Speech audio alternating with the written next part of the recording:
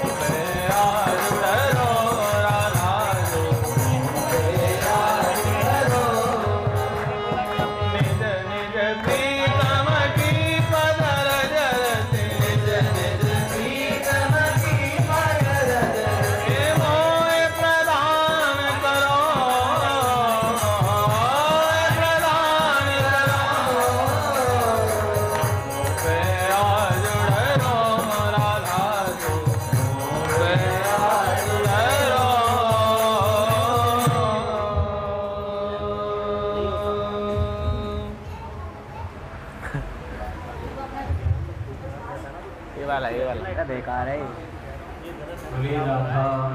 खराब ही है ये। पूज्य श्री भाई जी महाराज की, पूज्य श्री राधा बाबा की, पूज्य मैया की, अपने प्यारे भैया की जय, पूज्य दादा की जय।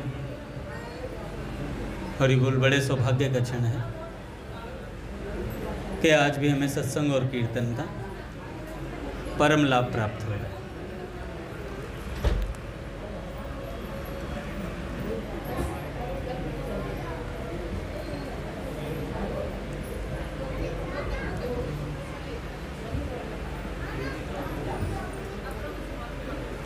कल हम लोग जनाबाई जी का चरित्र सुन रहे थे, वो थोड़ा सा रह गया था, उसे पूरा कर लेते।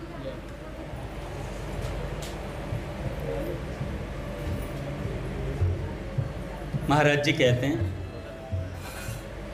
कि देखो, प्रभु सदैव अपने भक्त के पीछे पीछे घूमते हैं। परम स्वतंत्र भगवान को कोई अगर बांध सकता है तो वह केवल उनका भक्त है। एक बार जनाबाई जी प्रेम में मग्न होकर झाड़ू लगा रही थी और उन्होंने कूड़े का ढेर लगाया। जब वह कूड़ा भरने के लिए आई तो उन्होंने देखा कि टोकरी के लिए एक टोकरी लिए हुए प्रभु खुद कूड़ा भर रहे थे। भगवान खुद कूड़ा भर रहे थे। जब वो बुढ़िया के रूप में नहीं आते थे, अब वह साक्षात विट्ठल के रूप में ही आते थे। अब कोई स्वरूप धारण नहीं करते कि छल करके आ रहे हों, अब स्वरूप में ही आते थे अपने भगवान। चक्की में आटा पीसते हुए जनाबाई कभी कभी पद गाते हुए भाव में डूब जाती और इस वजह से चक्की रुक जाती। सेवा में कहीं देर ना हो जाए इसलिए ठाकुर जी खुद चक्की चलाते। प्रभु जनाबाई का अभंग सुनते रहते और जनाबाई जी प्रेम में मग्न रहती। जनाबाई जी घर में जब झाड़ू लगाती तो कचरा स्वयं विट्ठल भगवान उठाते। वह टोकरी को सर पर रखकर जनाबाई के पीछे पीछे डोलते। भगवान भक्ति की कैसी अद्भुत महिमा है। भक्त की भक्ति से प्रभु अधीन हो जाते हैं। बार बार विट्ठल जी यही कहते हैं कि जनाबाई, मैं तुम्हारा ऋणी हूँ, मैं कैसे ऋण उतार सकता हूँ, मुझे बता दो। तुम मेरे भक्त नामदेव जी की सेवा करती हो। जनाबाई अगर ओखली में धान कूटती तो प्रभु सामने खड़े होकर मुस्कुराते रहते। यह सब भक्त नामदेव जी की कृपा से हुआ। वे कहती हैं कि जब मैं नामदेव जी की दासी बनी, जब उनकी सेवा की, तो मैंने पाया कि दूसरा कोई है ही नहीं। एकमात्र मेरे विट्ठल ही चराचर जगत में व्याप्त हैं। वो सदैव मेरे सहयोग में हैं, मेरी सेवा में मेरे समीप हैं। यह सब मैं नामदेव जी की दास्ता से जान पाई। प्रभु मेरे पीछे पीछे डोल रहे हैं। सिर्फ नामदेव जी की दास्ता के कारण ही यह हुआ है। ऐसे ही अगर कोई बाबूजी का संग करे, बाबा का संग करे, अपने पूज्य भैया का संग करे, तो उसे वो वस्तु मिल सकती है जो संतों के पास होती है। संत से असली लाभ तभी उठाया जा सकता है जब संत के निकट रह करके उनके सिद्धांत को, जैसा वो कर रहे हैं, जैसा उन्होंने भजन किया है, उसको अपने भीतर आत्मसात कर ले। जनाबाई जी ने कीर्तन करती तो ऐसा कीर्तन करती, भक्तों को देखते रहती, सुध बुध खो जाती। सोचो कितनी विलक्षण बात है। सब भक्त कीर्तन कर रहे हैं, उन्हें सिर्फ विट्ठल भगवान दिख रहे हैं, नाचते हुए दिखाई दे रहे हैं। सब भक्त नाच रहे हैं पर उनको विट्ठल भगवान रोज आके दर्शन देते थे। तो कैसा भाव रहा होगा भगवान के कीर्तन में, कैसी आसक्ति रही होगी। एक दिन विट्ठल भगवान का बहुत महंगा आभूषण चोरी हो गया। जनाबाई जी सेवा के लिए मंदिर जाती थी। सबको संदेह हो गया कि जनाबाई जी ने ही वो आभूषण चोरी किया है। यह बात फैल गई। जनाबाई को लोग कलंकित करने लगे कि ये बहुत भक्त बनती हैं, लेकिन देखो इसने ठाकुर जी का आभूषण चुरा लिया। जनाबाई जी को सभा में बुलाया गया और पूछा गया कि तुमने वो हार चुराया है क्या? जनाबाई ने कहा कि मेरे प्राणधन श्री विट्ठल भगवान हैं, मैं उनका हार क्यों चुराऊंगी, वे तो पूरे के पूरे ही मेरे हैं। मैं उनका हार क्यों चुराऊंगी, वे तो पूरे के पूरे ही मेरे हैं। मुझे हार चुराने की क्या ज़रूरत है।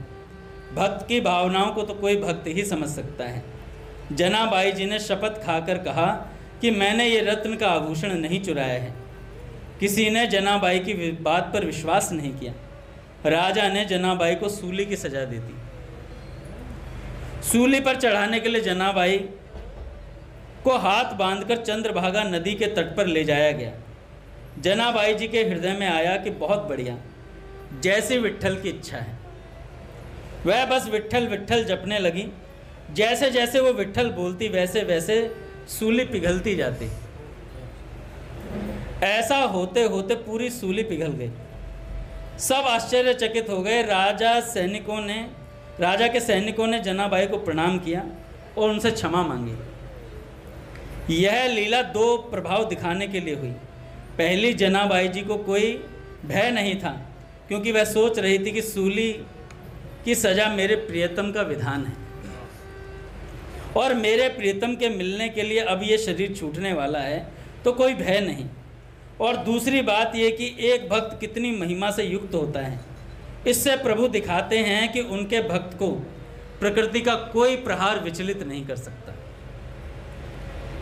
एक बार कबीरदास जी महाराज श्री नामदेव जी के दर्शन के लिए जा रहे थे। उन्होंने देखा बहुत शोरगुल हो रहा है, तो पूछा कि क्या हो रहा है। उन्हें बताया गया कि जनाबाई जी किसी स्त्री से लड़ रही हैं। कबीरदास जी ने पूछा कि जनाबाई कौन है, तो उन्हें बताया गया कि वह नामदेव जी की सेवा में रहती हैं। वे नज़दीक गए तो पता लगा कि लड़ाई गोबर के कंडों पर हो रही है। उनके मन में विचार आया कि एक भक्त कंडों के लिए कैसे लड़ सकता है। वह ऐसे ही आनंद मग्न होकर उनका झगड़ा सुनने लगे। वह दूसरी स्त्री कह रही थी, ये मेरा कंडा है। जनाबाई ने कहा, नहीं, ये मेरा है। उस स्त्री ने जनाबाई से पूछा कि तेरे कंडे की पहचान क्या है। जनाबाई जी ने बोला कि कान लगा के सुनो, मेरा कंडा बोल रहा है विट्ठल विट्ठल विट्ठल विट्ठल विट्ठल। यह आश्चर्य की बात है। जड़ वस्तु से नाम गूंजने लगा। जब सामने वाली स्त्री ने भी सहमति दी कि कंडे से विट्ठल विट्ठल सुनाई दे रहा है, तो कबीरदास जी को भी लगा कि देखा जाए कि कितनी सच है ये बात। कबीरदास जी ने भी कंडे को कान पर लगाया तो विट्ठल विट्ठल सुनाई दिया। उन्होंने जनाबाई जी के चरणों में प्रणाम किया। कबीरदास जी ने सोचा कि कितने महान हैं नामदेव जी कि उनकी सेवा में रहने वाली दासी भी ऐसे महान परमाणु हैं उसके भीतर कि जिस चीज़ को उसने छू लिया उसमें से भगवान का नाम निकलता है। जो भक्तों के चरणों का आश्रय लेता है उसके सारे विकार नष्ट हो जाते हैं और उसमें भगवत अनुराग पैदा हो जाता है। उसमें भगवत अनुराग पैदा हो जाता है। इसलिए भैया भक्तों का संग करना चाहिए।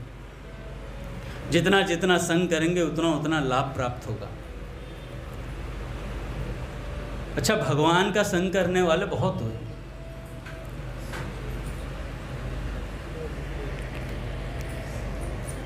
जब भगवान बाल्यकाल की अवस्था में थे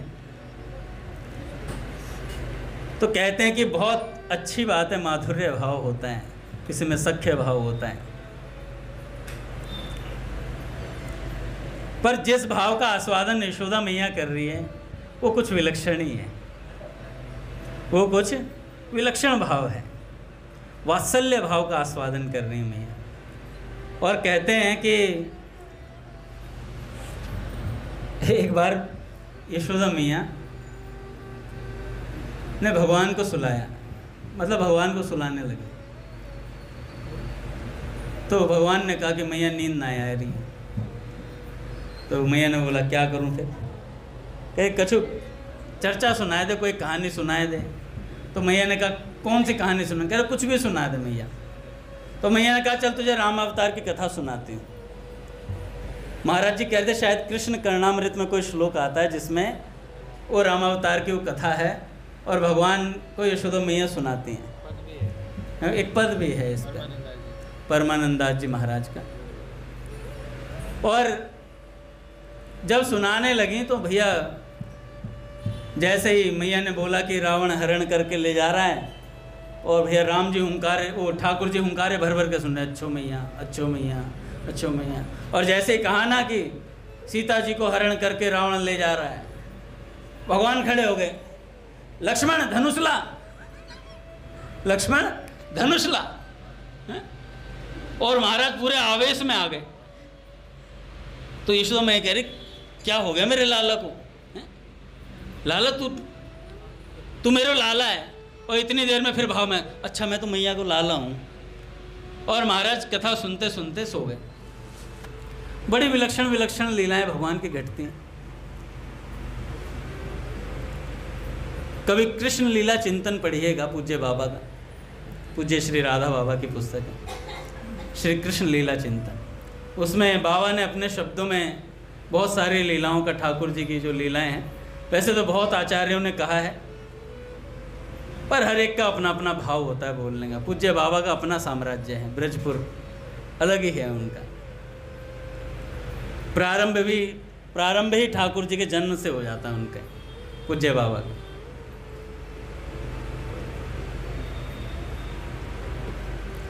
तो एक दिन ठाकुर जी सुबह सुबह उठे, मैया ने बढ़िया मक्खन तैयार किया था और बढ़िया से रखा हुआ था। ठाकुर जी चल दिए, ठाकुर जी चले, भीतर गए और महाराज अपने ही घर में चोरी। तो जैसे मक्खन निकाल के खाने लगे तो मैया क्या करती है, मैया चेक करती रहती हैं ठाकुर जी को कि उठा या नहीं उठा, उठा या नहीं उठा। तो जा कर के देखते हैं तो ठाकुर जी अपने शैया पर नहीं होते हैं, तो ढूंढने निकल पड़ती हैं। तो देखती हैं जहाँ मक्खन रखा रहता है वो द्वार खुला हुआ है। भीतर जाके देखते हैं तो ठाकुर जी खड़े हुए हैं और माखन खा रहे हैं। और क्या कर रहे हैं, वहाँ पे मणिखंभ है और उस मणिखंभ में, उस मणि के भीतर अपने ही प्रतिबिंब को देख करके उससे बात कर रहे हैं। ऐसी बात है, मैं तो माखन खा रहा हूँ, तू भी आए तो तेरी मटकी में से भी मुझे देना पड़ेगा, ठीक है, अकेलो नहीं खाएगो। अब अपने ही प्रतिबिंब से बात कर रहे हैं। और बात करते करते मैया पीछे खड़ी हो गई आके, और जैसे ही पीछे आकर के खड़ी हुई तो कहने लगा, लाला सारे तू भी अपनी मैया को लाया और चोरी कर भी कितना। मैया पीछे खड़ी है, मैया कह रही है बहुत बात बना रहे हो, क्या बात है, यहाँ कैसे। तो ठाकुर जी ने कहा कि मैया तो तू मेरे को कड़ूले पहनाती है ना, वो पता नहीं कौन सी उसके थे, कोई महाराज जी शब्द बता रहे थे, कड़ूलों से क्या करता है, प्रकाश निकलता है, वो ना खाल जला देता है ठाकुर जी की। कहते जब सूर्य की किरणें पड़ती हैं तो इस पर खाल जल गई। तो मधुमंगल ने उपाय बताया हुआ है कि पूरे हाथ पे मक्खन रगड़ ले, पूरे हाथ पे मक्खन रगड़ लेगा तो ये जो है ना जलन शांत है जाएगी। तो मैया ने कहा अच्छा तभी तेरे हाथ पूरे मक्खन के भरे पड़े यहाँ तक। कह रहे हाँ मैया। तो मैया ने कहा ये कहाँ से लग रहा है। कह रहे मैया बात ऐसी है, मैं जब लगा रहा था तो यहाँ आके मक्खी बैठ गई। अलग अलग संतों के अलग अलग भाव। तो कह रहे मक्खी बैठ गई, तो उसको हटाने के लिए मैंने जैसे लगा तो यहाँ मक्खन लग गया। मैंने कहा मुंह खोल। जैसे मुंह खोला तो मुंह के भीतर भी मक्खन ही मक्खन भरा पड़ा था। कह रही मुंह भी जल गए हुए तेरे, इसमें भी मक्खन लगा रो।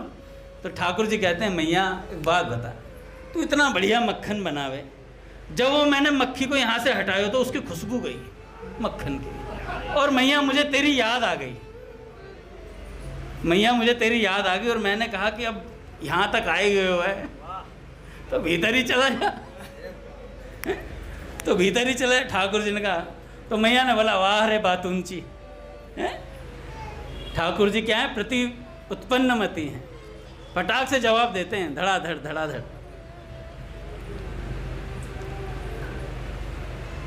एक गोपी ने एक बार बोला ठाकुर जी से,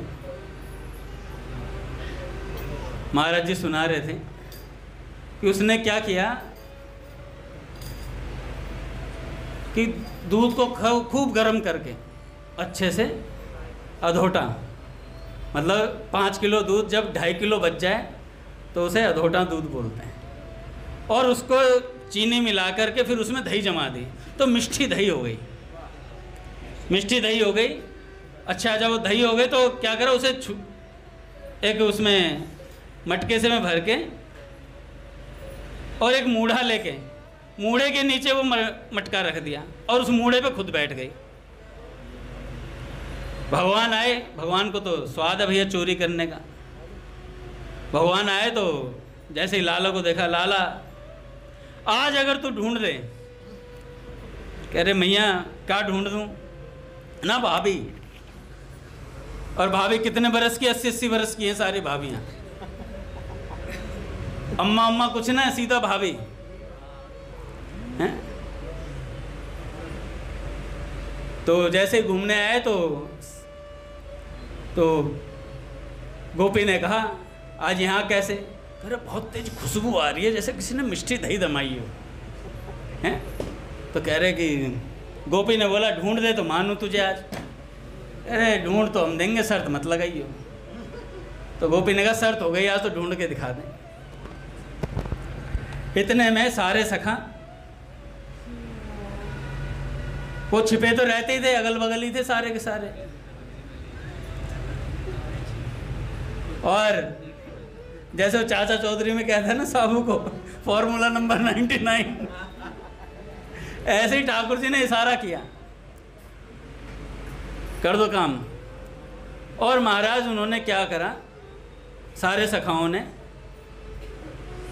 उसके गैया के जितने बछड़े थे सबको खोल दिया और सखाओं ने आके कह दिया अपने बछड़ान को संभाल ले। तो उसने जैसे ही खिड़की में से देखा तो सारे बछड़े भैया गायों में भैया दूध पीने लग गए। तो भगी भगी गई, और जैसे ही भगी भगी गई ठाकुर जी ने मूढ़ा उठाया, हमसे शर्त लगा रही थी हमसे शर्त लगा रही है। हमने फुटकार लीला तो सुनी है, उसमें भी ऐसे ही होता, गोपी पकड़ लेती है, सारे सखा भाग जाते हैं, ठाकुर जी लटके रह जाते हैं उससे। तो जैसे ही ठाकुर जी नीचे उतरते हैं तो सोचती इस बार तो पकड़े गए, कॉट यू रेड हैंडेड। और जैसे ही छड़ी निकालती है मारने के लिए तो मुंह में भर रखा होता ठाकुर जी ने, और मुंह पे ही पिचकारी मार देते हैं और ठाकुर जी भग जाते हैं भी। तो ये जो ठाकुर जी की लीलाएं हैं बहुत सुख मिलता है इनमें, इतना आनंद आता है जब प्रिया प्रियतम की प्रथम मिलन लीला होती है। बड़ा सुंदर भाव दर्शता है उसमें कि बूझत श्याम कौन तू गोरी, इतना सुंदर।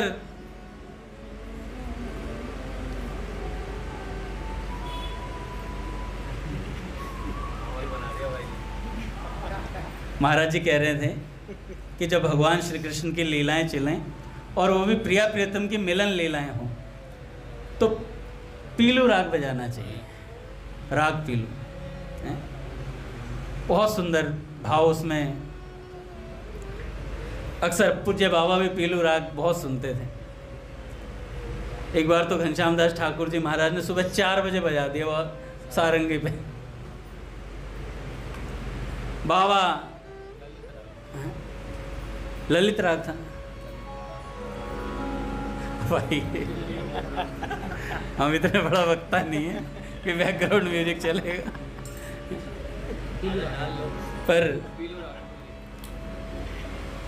इतना स्वाद आता है भैया।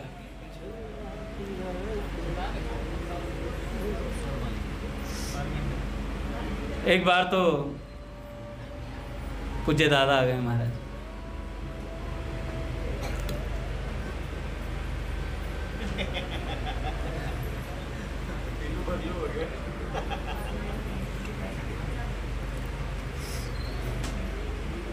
तो ठाकुर जी ने एक बार कुछ लीला करने की सोची।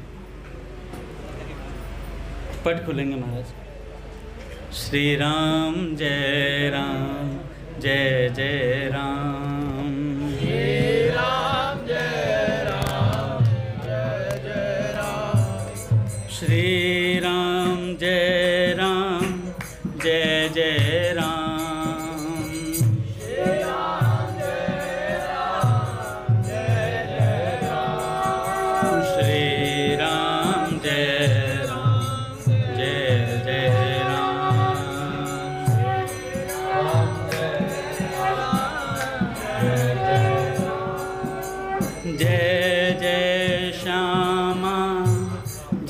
जय श्याम